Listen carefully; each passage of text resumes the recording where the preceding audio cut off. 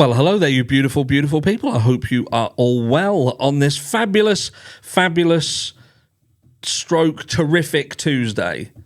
It's my birthday, just in case you missed the other video. Yes, I have cancelled the live today. I do apologise. It's my birthday, and to be fair, I thought, do you know what? I'll do some videos. I'll do some videos for these lovely, wonderful people because they deserve it. But if I'm going to sit there and do that court case, I would have to sit there and do it properly. Yesterday, we bowed out when they went on break, and I just thought, you know what, this little girl, she deserves, if you're going to be going through this court case and watching it, you've got to give it 110%. And sadly, today, I just don't think I could have done that. So for those of you who were looking forward to the live, I apologise, and it just deserves more. So I will be following up on the case. I'll be letting people know what is going on, but as far as the court case itself for today and tomorrow, I've just got too much to do.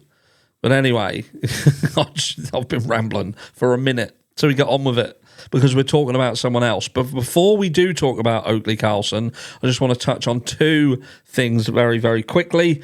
The first one being, for those of you who didn't know, I'm sure the vast majority of you do, there is a hearing being order setting hearing in the Idaho 4 case based on the defendant's motion. What is going on with this? That's like wound right in, so we bring that down. So you can actually read the bloody thing. Based on the defendant's motion to allow certain experts and investigators protected access to view IGG material, defendant's motion requesting clarification of the sealed order for disclosure of IGG information and protection order, and the state's request for scheduling order, the court's orders are following.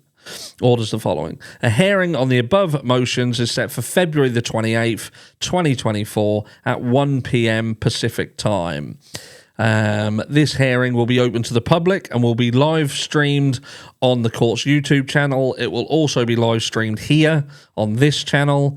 As to scheduling, counsel shall be prepared to address scheduling both a briefing schedule and oral argument on defendant's motion for change of venue, a discovery cut-off deadline, expert disclosure deadlines for filing and pre-trial motions such as motions to suppress or motions in limine, and dates for a trial. So a big hearing coming up, lots of information. Hopefully we'll be hopefully we'll get a fucking trial date. That would be nice, wouldn't it? But anyway, we've got something else to talk about because we have, what was that? Ignore that. That picture's like what they think she'll look like now. So this is with regards to Oakley Carlson, because we've been looking at the Harmony Montgomery case, and the Harmony Montgomery case and the Oakley Carlson case are actually very, very similar. Oakley Carlson went missing. She's been missing now for, 3 years? Just vanished off the face of the planet. This was one of the very first cases that I spoke about on this channel, Oakley Carlson.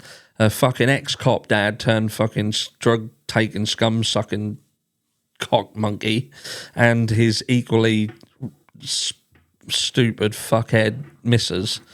Just annoys me. They're both, at the moment, they are imprisoned for withholding medication for their other children. They actually drug tested the children who they've got.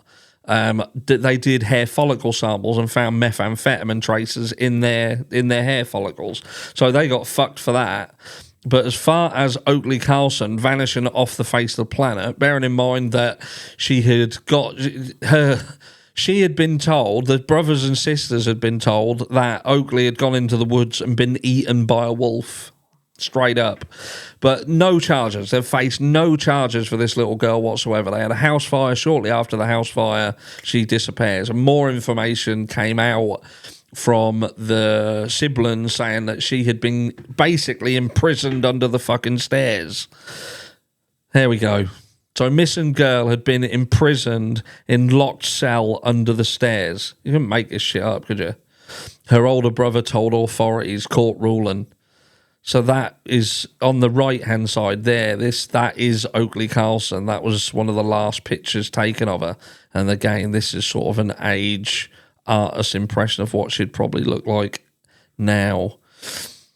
A young girl now missing and presumed dead had been locked in a cell underneath the stairs and physically abused, her older half-brother told investigators, according to a related court ruling. Oakley Carlson would now be 6, but she was 4 years old at her last credible sighting, previously described. Bearing in mind this is old, we're going to go to a recent one shortly. This is an older one. They're saying that the last time that she was sort of credible sighting was the February the 10th, 2021. February the 10th, 2021. So literally nearly 3 years to the day. Deputies in Grays Harbor, County, Washington, had trouble even finding a recent picture of her, and they had to resort to using one when she was younger. Investigators fear she is dead and suspect her parents, Jordan Bowers and Andrew Carlson, of having something to do with it.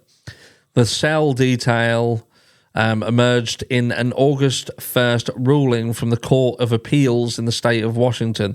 The Grays Harbor County Sheriff's Office sought to pendency and juvenile court records on Oakley and 2 of her siblings, identified in documents as BB, P and DC.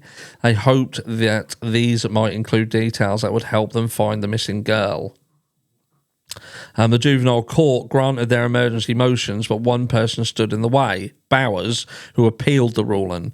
The mother argues that the sheriff's office lacked standing to request access to the records and that the juvenile court erred when it granted the motions, the ruling stated.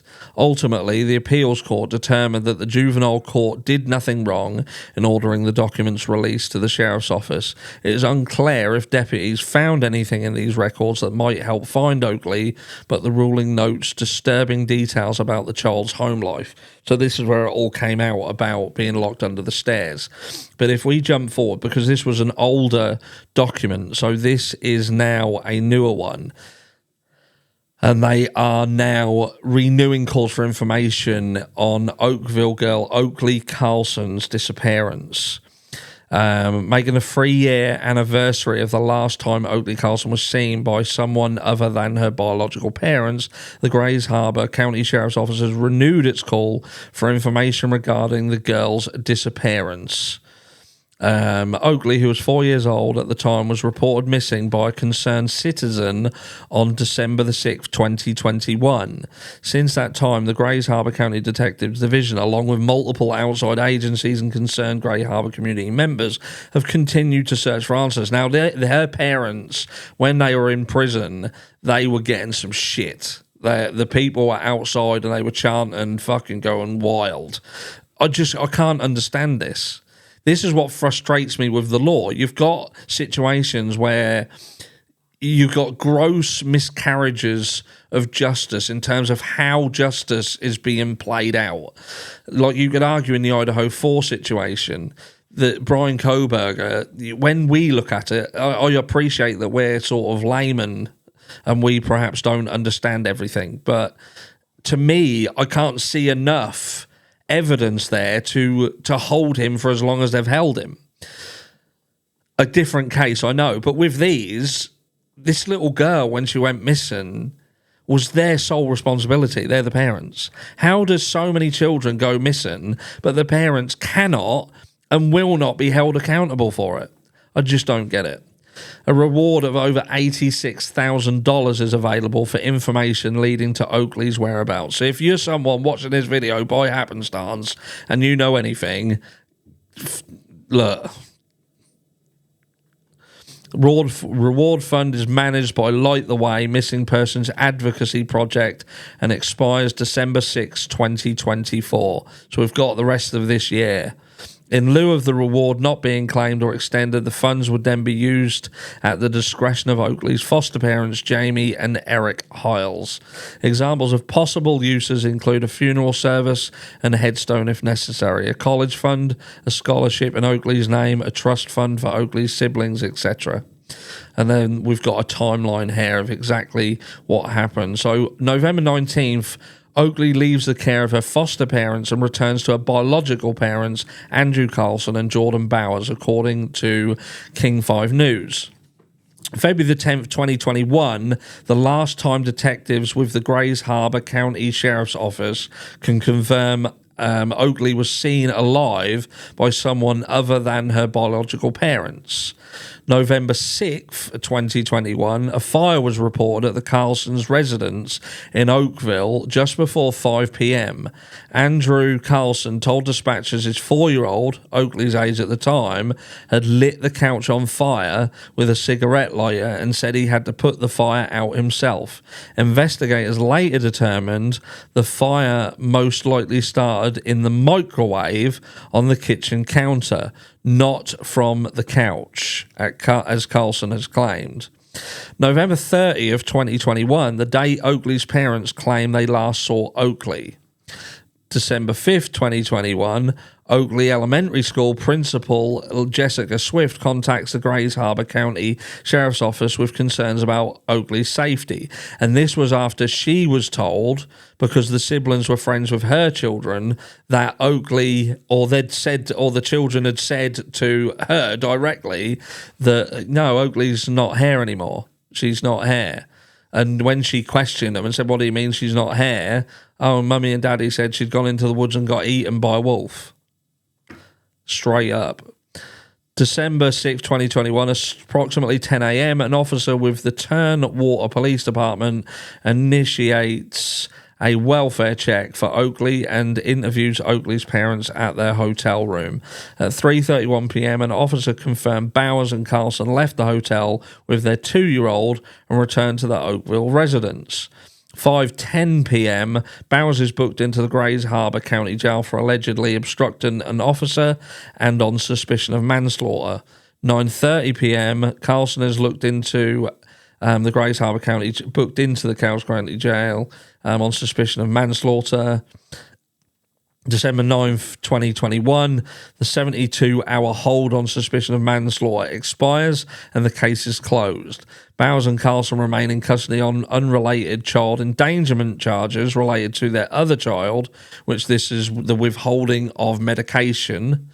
They were later convicted on those charges. December 13th, 2021, detectives complete their search of the Carlson family's house and surrounding property, finding nought. But, so the question still remains, what happened to Oakley Carlson? Where is Oakley? And why is nobody being held accountable? And I get how the law works, and the law works in mysterious ways, clearly. But this girl deserves justice. Someone knows something somewhere. Somebody. And this is an utter tragedy. Oakley Carlson and Harmony Montgomery and the many, many, many, many, many other children who seemingly perish at hands of their parents, man. The people who were, their only job is to keep them safe. It's got to stop happening. Got to stop happening. Let me know down below what you think about this case. Had you heard about it? Is this the first time you've heard about it? But we've got to do better than this. I'll catch you all in the next one.